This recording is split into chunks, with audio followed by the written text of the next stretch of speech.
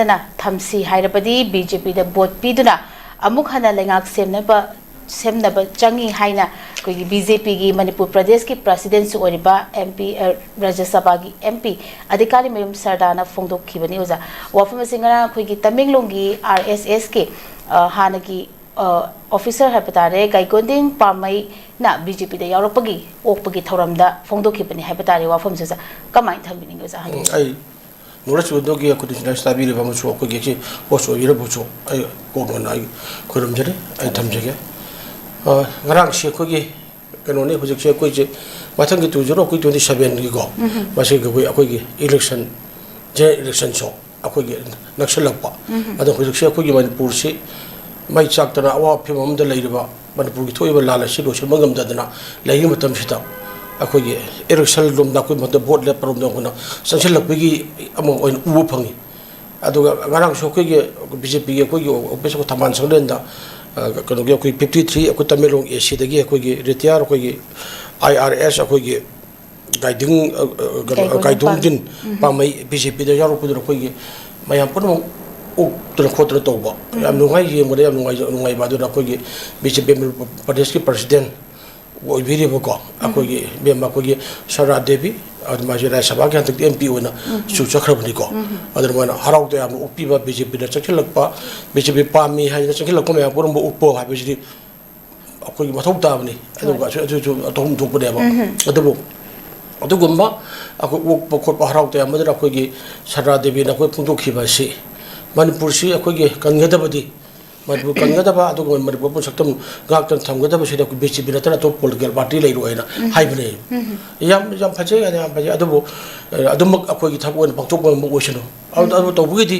अखोगे beamer सरा देबे हाइदोक की वाफम दो अमुक तो हंगतना यिंगबिउ हाइजबने हुजिक मनपुर अखोगे चैहुम मखाई हेंदना काको मुसाइदना को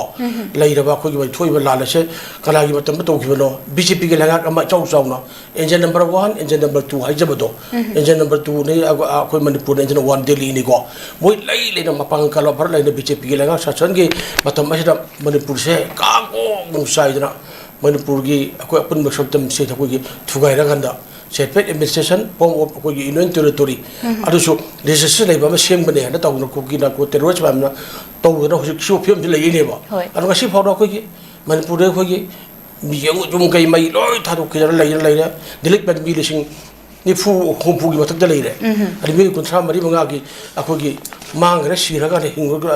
खंग लेरे मी क्या तमथी मे हाथ लेरी मसा के बरदन फाव अखोगे अखोगे मनपुर के कोई MLA सिंग अखोगे चीफ मिनिस्टर सिंग अतै मयम चीफ मिनिस्टर अतै मयम याउदा इबेबा हाइबि बेबा सादा मसा मु याउना मनपुर की सिदा कोई नेशनल हाईवे दा मनपुर डिस्ट्रिक्ट खुदुंग मतिक दा चप्प खब ngam da leiriba masa kana gi matam da thori no kana gi matam gi khudo no haibdi BJP gi pan kallaba adu leba gam lei matam manipur gi me ahungi to to di hauraga na thokibne ba aduna sida manipur se pe emergency moi gi man pi gi davni haira talba mayama adagi buffer zone thamiba area zone thamiba charo chung to ya dar mi hatin hale ya pun bakche lega lei thokun mangak ta le ba ko aduna majida kamai to kan duinu sini mangko tapul ro ko khan tar ya ga no akoi adu udori bra akoi gi lega khai bi sidi adun sok ro thuga na thabak tori mayam manipur bu sakum thuai gane tori ba pun mak to lega le sasel le lebak se group solo chapal lebak na thabak no put laga na moina koi moibu ngai thi pi bo ngam ne ba adu su natte adu bharat ke lenga su akoi gi adu komai yeng jum yeng lai manipur lenga yeng lai sigi bharat se manipur akoi gi president run jo